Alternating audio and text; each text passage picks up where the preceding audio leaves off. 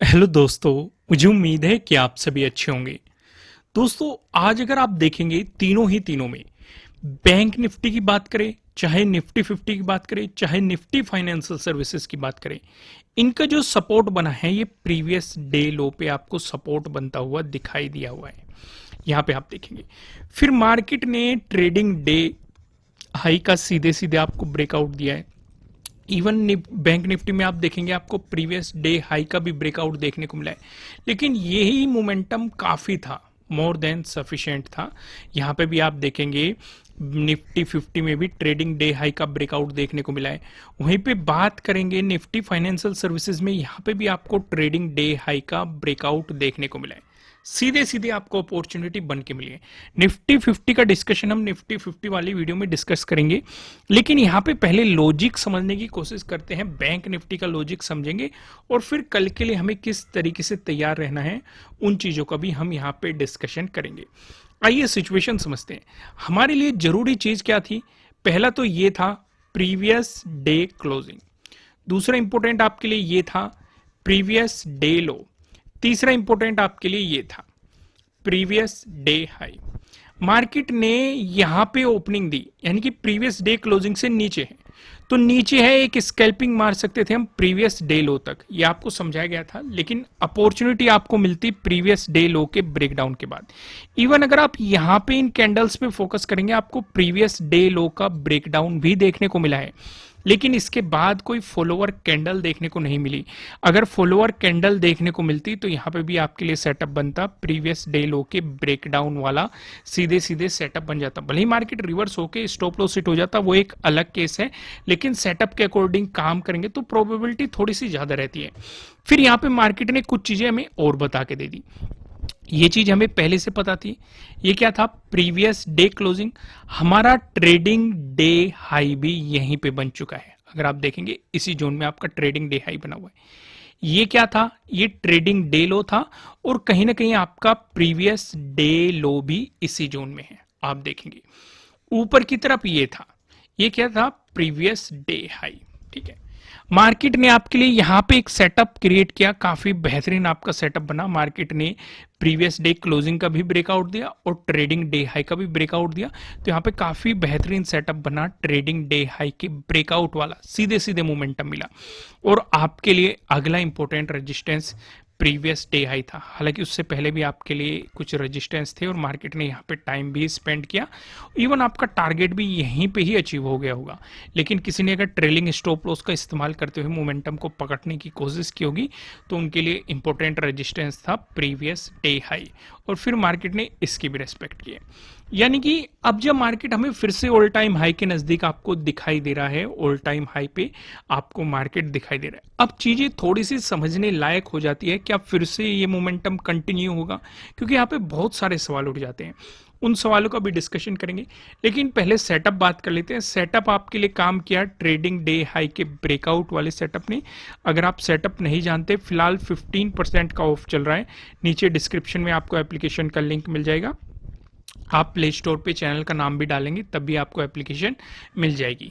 आइए अब मैं आपको वन डे के टाइम फ्रेम पे लेके चलता हूं। यहाँ पे कुछ चीजें ऑब्जर्व करेंगे, ध्यान से देखो। आज के मोमेंटम को देखो, कल जो गिरावट आई थी, आज जो रिकवरी आई है, आपको ये नहीं दिखाई दे रहा कि मार्केट ने पुरानी कैंडल को इंगल्फ कर लिया है, कल वाली कैंडल को इंगल्फ कर लिया है? चीजें दिखाई दे रही है कि नहीं? पर लेकिन ऊपर हमें दो इंपॉर्टेंट रेजिस्टेंस भी नजर आ रहे हैं। पहले इंपॉर्टेंट रेजिस्टेंस की बात करें तो ये हो गया 46,000 का इंपॉर्टेंट रेजिस्टेंस। दूसरे इंपॉर्टेंट रेजिस्टेंस की बात करें तो ये वाला जोन आपके लिए इंपॉर्टेंट रेजिस्टेंस है 46,400 के अराउंड। आपको इसके हाई को मार्क करना है। ठीक है, ये जोन आपके लिए रेजिस्टेंस रहेगा इंपॉर्टेंट।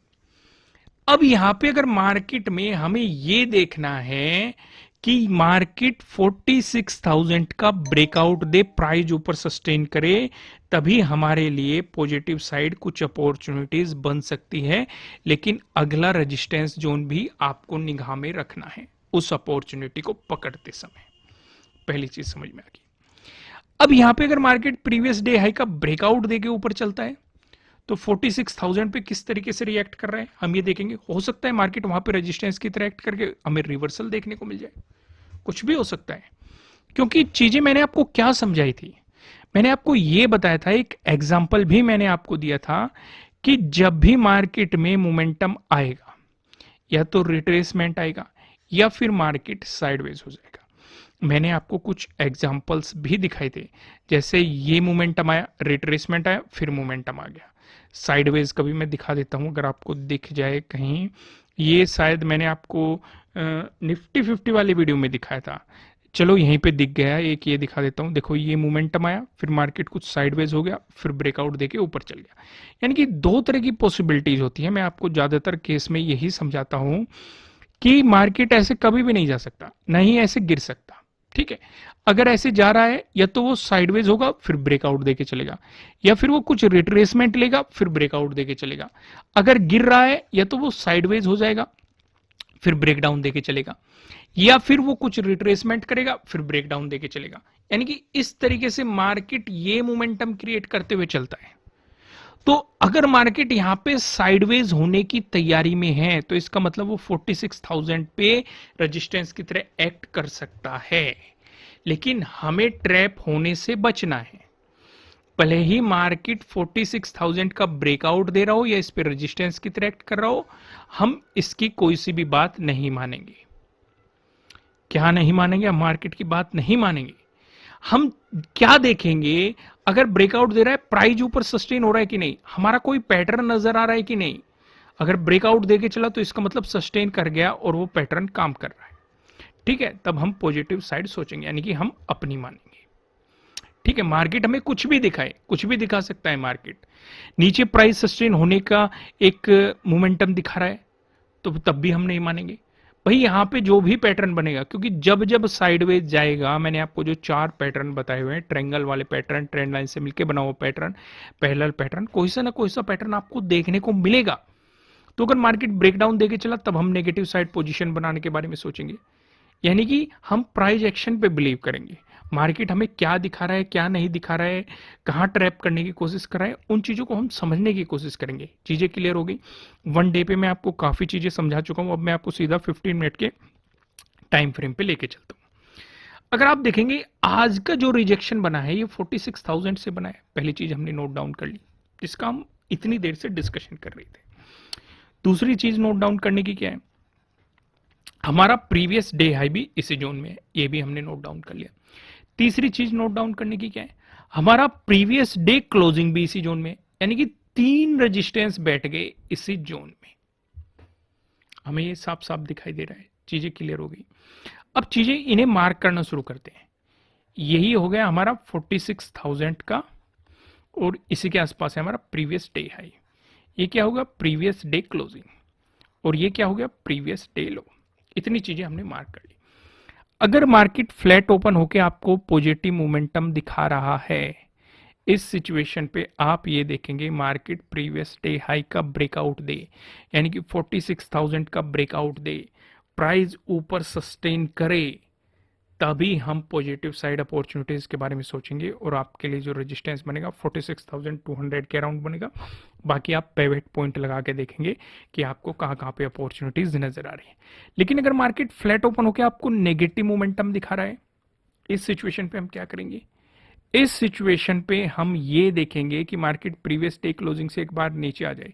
जो आपके लिए पहला सपोर्ट बनेगा 45,600 के अराउंड बनेगा। इसका ब्रेकडाउन मिल गया तो आपको प्रीवियस डे लो आपके लिए इंपॉर्टेंट सपोर्ट के रूप में काम कर सकता है। अगर गैप अप ओपनिंग का सिनेरियो बन गया, उस सिचुएशन पे हम क्या करेंगे दोस्तों। गैप अप ओपनिंग का सिनेरियो बताने से पहले मैं आपको एक तो ये बात बता दूं, वीडियो को लाइक कर दो अगर आपने अभी तक लाइक नहीं किया है। दोस्तों ये आपके लिए किसी भी तरह का ना तो कोई बाय रिकमेंडेशन है, ना ही कोई सेलिंग रिकमेंडेशन है। ये जस्ट एजुकेशनल पर्पज से बनाई गई एनालिसिस वीडियो है। इन्वेस्ट करने से पहले आपको अपनी रिसर्च करनी है, अपने इन्वेस्टर की सलाह लेनी है, क्योंकि प्रॉफिट भी आपका होने वाला है, लॉस की जिम्मेदारी भी आपको अपने आप लेनी है। अगर आपको यहाँ पे गैप अप ओपनिंग देखने को मिली, मैंने आपको कल भी एक ही बात समझाई थी और मैं फिर से यही बात समझाऊंगा। अगर गैप अप ओपनिंग का सिनेरियो बन गया, क्योंकि मार्केट इस सिचुएशन पे चल रहा है, ऑल टाइम हाई के नजदीक चल रहा है और काफी क्रिटिकल लेवल भी है कि मार्केट एक राउंड लेवल का भी ब्रेकआउट देने जा रहा है, अगर गैप अप ओपनिंग का सिनेरियो बना तो ना तो बाइंग करने की सोचना, ना ही सेलिंग करने की सोचना, ये देखना कि मार्केट 46,000 से कितनी दूर है। फिर अपना ट्रेडिंग डे हाई मार्क करो, ट्रेडिंग डे लो मार्क करो, इन पे मार्केट किस तरीके से रिएक्ट कर रहा है, इनसे नजदीक प्रीवियस डे हाई कितनी दूर है, प्रीवियस डे क्लोजिंग कितनी दूर है, मार्केट कहां पे सपोर्ट ले रहा है, इन चीजों को मार्क करो और फिर ब्रेकआउट या ब्रेकडाउन का इंतजार करो। लेकिन अगर मार्केट इन्हीं के बीच में फंस के रह गया तो नो ट्रेड। क्लियर हो गया। अब गैप डाउन का सिनेरियो देखते हैं। अगर गैप डाउन ओपनिंग मिली तो उस सिचुएशन पे हम जो फोकस करने वाले हैं, हम सीधा सीधा इस जोन पे फोकस करेंगे 45,800। अगर मार्केट इसी के आसपास आपको गैप डाउन ओपनिंग दे रहा है, ब्रेक डाउन देके नीचे चल गया तो नीचे की तरफ आपको पता है सपोर्ट की पॉसिबिलिटीज आपकी क्या क्या हो सकती है। लेकिन अगर मार्केट यहां पे सपोर्ट ले गया तो बाइंग साइड मत जाना, 46,000 का ब्रेकआउट होने देना और प्राइस सस्टेन करने देना। दोस्तों, कंटेंट पसंद आ रहा है, वीडियो को लाइक कीजिएगा, कमेंट करके बताना कि आपको एनालिसिस कैसे लग रहा है, आपके लिए कितने हेल्पफुल है। फिर मिलेंगे किसी नेक्स्ट वीडियो में किसी अच्छे कंटेंट के साथ। Thank you.